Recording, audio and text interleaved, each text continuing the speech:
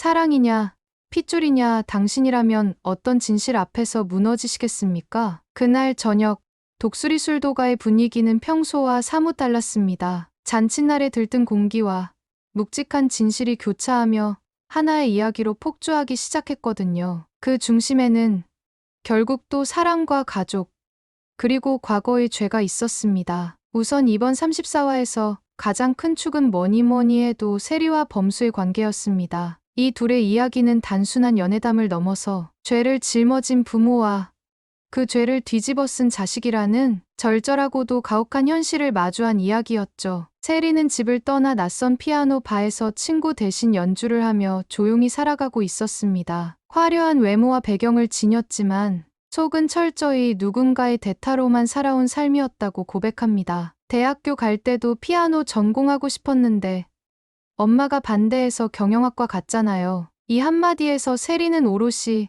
자신이 원하는 삶을 살아본 적이 없는 인물이라는 게 드러났죠. 그런 그녀에게 범수는 단순히 사랑의 대상이 아니라 자기 인생의 주인공이 될 수 있게 만든 첫사람이었습니다. 그런데 말입니다. 이 사랑, 이제는 감정만으로는 도저히 해결할 수 없는 커다란 진실 앞에 놓이게 됩니다. 바로 세리의 부모가 범수의 집안에 저지른 과거의 죄 때문입니다. 교수님, 우리 부모님 진짜 공금 횡령했어요? 세리의 이 대사는 이번 화 최고의 파격이자 가슴이 덜컥 내려앉는 순간이었습니다. 맞습니다. 세리의 엄마 장미애, 아빠 독고탁은 과거 독수리 술도가의 격리와 공장장으로 일하면서 공금을 횡령에 달아났던 이력이 있었던 것이죠. 게다가 그걸로도 모자라 최근에는 조작 영상까지 만들어 독수리 술도가를 곤경에 빠뜨린 장본인이었다는 사실까지 드러났습니다. 그러니 이쯤 되면 범수와 세리의 관계는 단순한 연인이 아니라 적대적 가문의 자식들인 셈입니다. 진짜 리얼한 현대판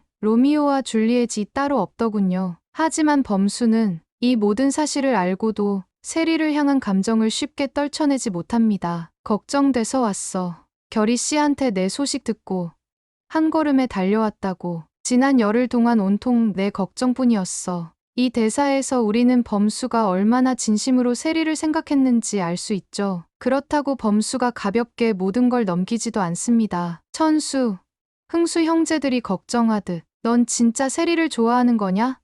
는 질문에 쉽게 대답하지 못하는 범수의 태도는 그가 지금 얼마나 복잡한 감정 속에 있는지를 보여줍니다. 사랑과 가족, 도의와 책임, 그 어느 것 하나 쉽게 선택할 수 없는 상황이었기 때문이죠. 한편 이번 34화에서는 세리의 부모, 특히 미애의 감정 연기도 큰 반향을 불러일으켰습니다. 세리가 집을 나가 연락조차 끊긴 상황에서 미애는 집안에서 혼잣말로 눈물 섞인 넋두리를 이어갑니다. 엄마는 애간장이 다 녹는다. 어떻게 전화 한 통이 없어. 사랑하는 딸이 자신을 떠난 이유를 알면서도 마음처럼 바꿀 수 없는 현실에 마주친 엄마의 모습. 이윽고 후반부에 진실이 터지자 미애는 세리 앞에서 완전히 무너집니다. 우리가 죄 지은 거 기회되면 10배, 20배 갚겠다고 다짐했어요. 그건 입이 10개라도 할 말이 없어요. 자신의 죄가 딸의 삶을 망가뜨렸다는 사실을 마주한 부모의 절망,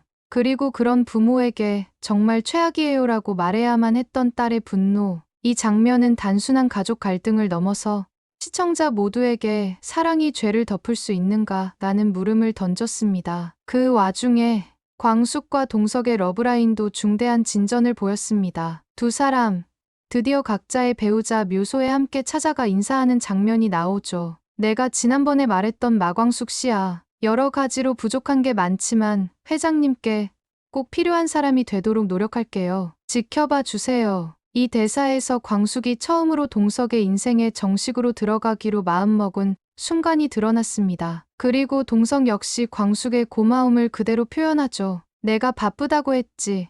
저녁을 못 먹는다고 하진 않았습니다. 서로를 향한 무게감이 가볍지 않다는 걸 확인한 둘은 이제 시선을 더는 피하지 않겠다는 뜻을 밝힙니다. 하지만 문제는 그들의 관계를 보는 사람들의 시선이었습니다. 특히 한결이 광숙을 처음 집에서 마주치는 장면. 광숙은 너무 당황해서 도망치듯 나와버리죠. 아들 앞에서는 그렇게 숨지 않아도 된다는 동석의 말에도 광숙은 여전히 형수와 여자 사이에서 혼란스러운 입장을 지니고 있습니다. 그런데요?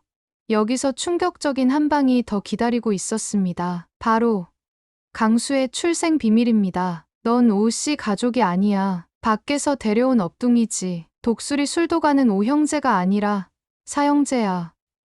이야. 이건 진짜 상상도 못했던 전개였습니다. 강수가 사실은 오씨 집안의 친아들이 아니라는 사실이 극말미에서 폭탄처럼 터졌습니다. 강수를 아끼던 형제들.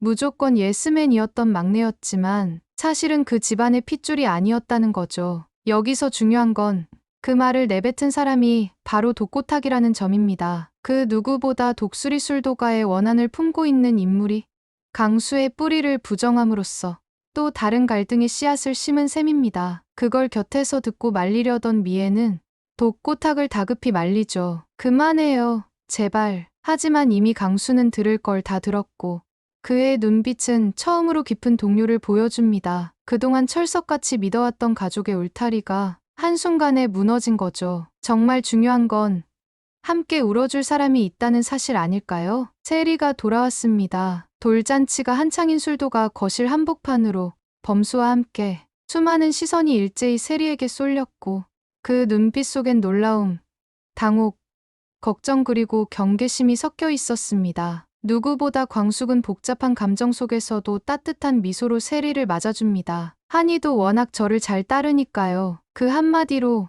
세리는 스스로의 자격을 증명하려는 듯했죠. 하지만 광숙이 내민 손을 부여잡기엔 세리를 둘러싼 상황은 너무나 첩첩산중이었습니다. 무엇보다 문제는 출생이었습니다. 세리가 어떤 집안의 딸인지 이제 다 알려졌기 때문입니다. 심지어 공주실은 세리 부모의 과거를 대놓고 이야기하죠. 그 집구석이 그런 집구석이 아니라고, 악질 중에 악질이라고.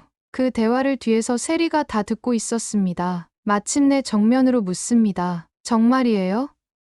우리 부모님, 교수님네 술도가에서 공금 횡령했다는 거 그게 사실이에요? 이 질문 하나가 공간 전체를 얼어붙게 만듭니다. 그리고 드디어 세리는 진실을 마주합니다. 어릴 적부터 자신의 삶을 설계한 부모가 사실은 거짓으로 누군가를 망가뜨린 당사자였다는 사실을요. 세리의 충격은 말로 다 표현할 수 없습니다. 자신이 누구인지, 왜 살아왔는지조차 흔들리는 순간이었습니다. 난 엄마랑 아빠가 그런 사람일 줄 꿈에도 상상 못했어요. 정말 최악이에요. 이 대사는 단순한 분노의 표현이 아닙니다. 그동안 참고 또 참아왔던 세리의 분노와 상실감이 한꺼번에 폭발한 절규였죠. 미애는 무너집니다. 아무리 강한 엄마라도 딸이 자신을 향해 최악이라며 문을 닫고 나가버리면 그 심장이 어떤 상태가 될까요? 공금 횡령하고 튄 날 이후로 단 하루도 편히 잠든 적이 없어요. 우리가 죄 지은 거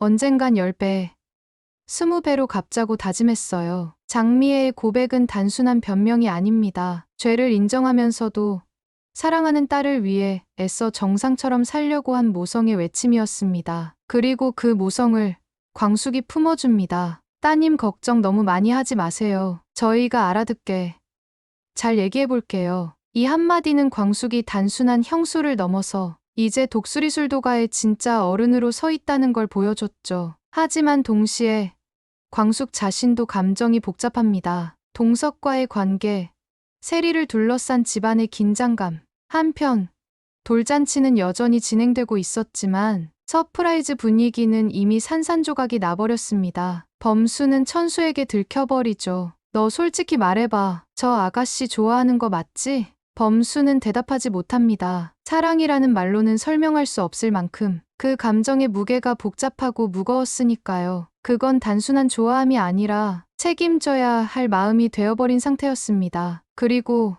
그 모든 걸 보고 듣고 있던 한이, 세리의 존재에 가장 편안함을 느끼는 아이. 한이가 웃을 때마다 세리는 눈물이 고입니다. 그 아이에게만큼은 자신이 누구의 딸인지 말하고 싶지 않았을 테니까요. 그날 밤, 세리는 광숙의 집에서 하룻밤을 묵게 됩니다. 그리고 광숙은 조용히 다독여주죠. 복잡한 생각 그만하고 자요.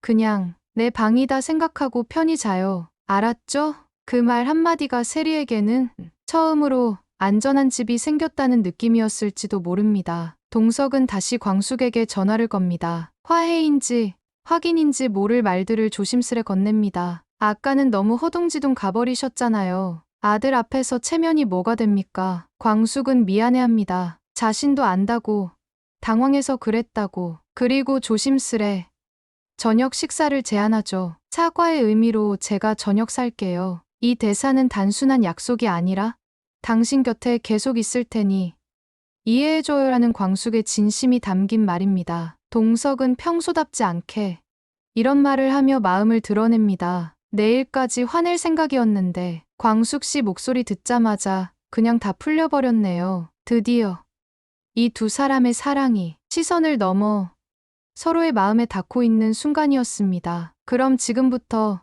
34화에서 가장 하이라이트가 된 대화 장면들을 하나하나 포인트로 짚어가며 리뷰해 볼게요. 사람이 진짜 힘들 땐 말보다 모른 척 해주는 위로가 필요할 때도 있어요. 세리의 등장은 그 자체로 술도가의 판을 뒤집었습니다. 하지만 진짜 판을 엎은 사람은 따로 있었죠. 바로 독고탁입니다. 첫 번째 포인트입니다. 내가 그 집에서 키웠다 했지.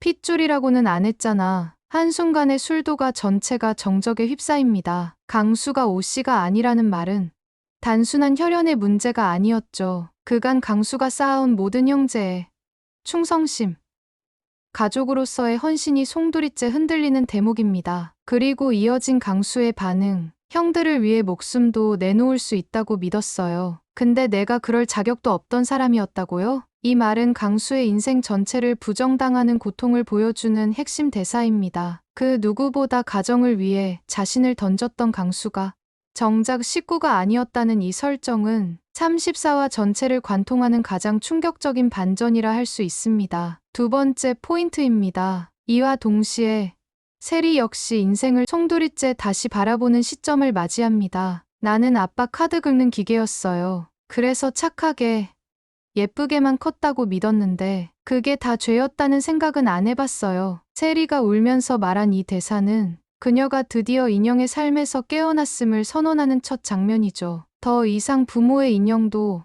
범수를 향한 짝사랑에 갇힌 마마걸도 아닙니다. 진짜 자신의 삶을 살겠다고 결심하는 순간이었습니다. 그 고백에 범수가 처음으로 진심을 드러냅니다. 누구의 딸, 누구의 연인이 아니라 그냥 너 자체가 좋은 거야. 이 말은 범수라는 캐릭터의 전환점입니다. 이성적이고 냉철했던 남자가 사랑 앞에서는 인간적인 약함을 허용하고 받아들이는 성장을 보여주는 순간이죠. 세 번째 포인트입니다. 그리고 진짜 여주인공답게 광숙은 누구보다 넓고 깊은 품으로 이들을 감싸 안습니다. 세리 씨는 죄 지은 게 없어요. 부모 잘못도 자식이 떠안고 살 필요는 없어요. 광숙의 이 말은 비단 세리에게만 해당되는 말이 아닙니다. 사실 이 대사는 동석을 향한 말이기도 하고 강수를 향한 말이기도 합니다. 광숙은 알고 있죠. 사람은 모두 사연을 안고 산다는 걸. 그리고 진짜 사람다운 건 그 사연을 가진 누군가를 미워하지 않고